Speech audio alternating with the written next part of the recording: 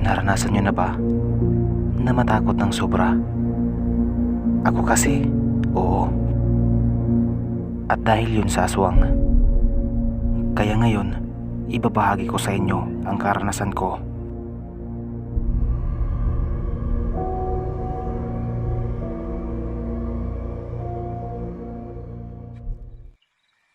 Noong nakaraang taon ay bali-balita sa aming barangay ang isang bahay. Sabi-sabi kasi nila na isang aswang ang nakatira rito. Ngunit hindi ko alam yun. Siyempre nung una ay hindi ko naman yun pinaniwalaan. Dahil nga sa matagal na talagang walang tao roon.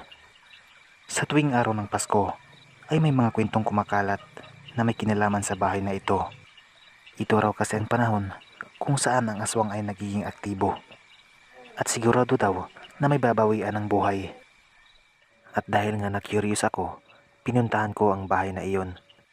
Ngunit bago ako pumunta, ay naghanda ako ng mga dadalhin patungo doon sa bahay. Sa pagkaalala ko, nagdala ako ng flashlight noon. Pati na rin ang aking cellphone ay dinala ko para tatawag lang ako pag may nangyari. At nagdala rin ako ng kutsilyo para proteksyon sa sarili ko. Plano ko noon na alas 12 ng madaling araw pumunta.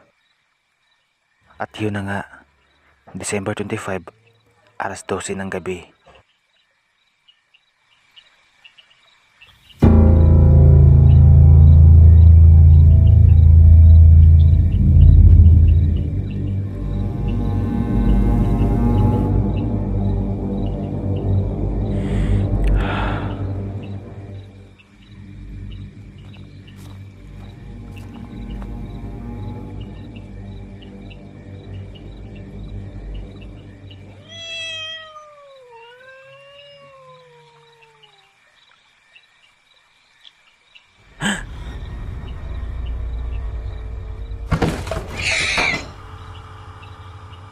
Walang hiyang pusa ka.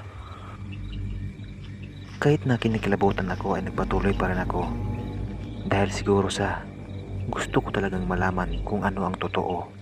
At nang nakapasok na ako, wala naman akong napansin na kakaiba sa loob ng bahay. Tanging mga nagkalat na basura lang at mga sirang gamit ang nasa loob. Bukod dun, ay nakita ko rin sa bahay ang napakaraming kwarto na tila sira na ang mga pintuan nito. Ngunit kahit na nakakatakot ang bahay, ay lakas loob kong lumapit sa mga kwartong ito. Ngunit habang ako ay naglalakad, ay tila may pakiramdam na hindi ko talaga maintindihan. Hanggang sa may nakita akong tumaan sa kabilang kwarto. Sino yan? Nang mga oras na yun ay sigurado akong mayroon talaga akong nakita. Magpakita ka. Sino yan? Pusa na naman siguro to. Tiningnan ko ang paligid at nakita ko ang isang kwarto doon sa may gilid. Curious ako kung ano ang nasa loob, kaya pinuntahan ko ito. At nagulat ako sa aking nakita. Ito, nagkalat ang iba't ibang klase ng karne. Hindi ko alam kung saan nanggaling ang mga karne na iyon dahil nakapira-piraso ito at napakabaho pa ang amoy at bulok na din ang mga ito. At habang tinitingnan ko ang paligid, may narinig akong boses na galing sa labas. Naglalakad ito papalapit. Sigurado ako na dito siya pupunta. Kaya agad akong nagtago sa cabinet. Minabuti ko na wag nang magingay para hindi niya ako makita.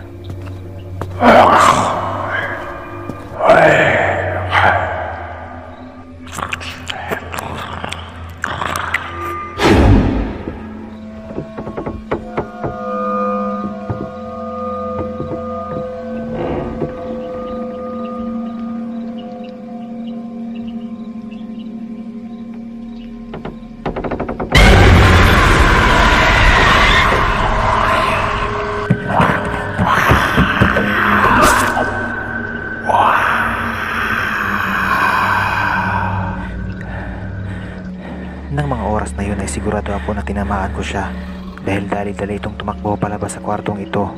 Kaya agad na akong lumabas sa cabinet at dahan-dahan lang akong naglalakad Ngunit napatigil ako nang may pamilyar akong narinig.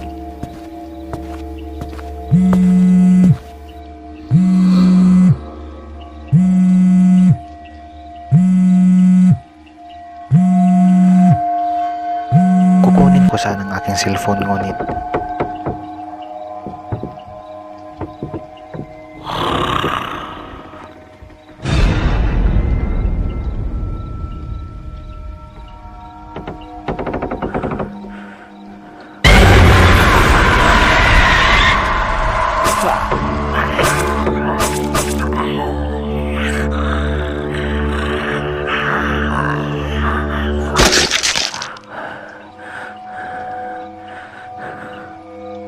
mabuti na lang ay agad ko siyang tinamaan sa mata gamit ang mga pira-pirasong kahoy na nanggagaling sa mga upuan. Simula nun ay hindi ko na nabalitaan ang aswang. Sabi nila na sinunog na daw yung bahay. Lumipat na kasi ako ng tirahan at nagkaroon na din ako ng pamilya. Hanggang dito na lang po ang aking kwento. Maraming salamat po sa lahat ng nakikinig. Bago nga pala matapos ang video na ito mga katakot ay inaanyayahan ko kayong panoorin ng iba ko pang video na kagaya nito. Sana po ay magustuhan nyo ang mga video ito. At sana po mga katakot ay patuloy nyo pa rin akong suportahan. Pasensya na po kayong lahat dahil matagal po ang ating upload. Naging busy po kasi ako mga katakot kaya konti na lang ang oras para gumawa ng animation. Kaya sana po ay huwag kayong magsawang suportahan ako. Maraming salamat po sa inyong lahat.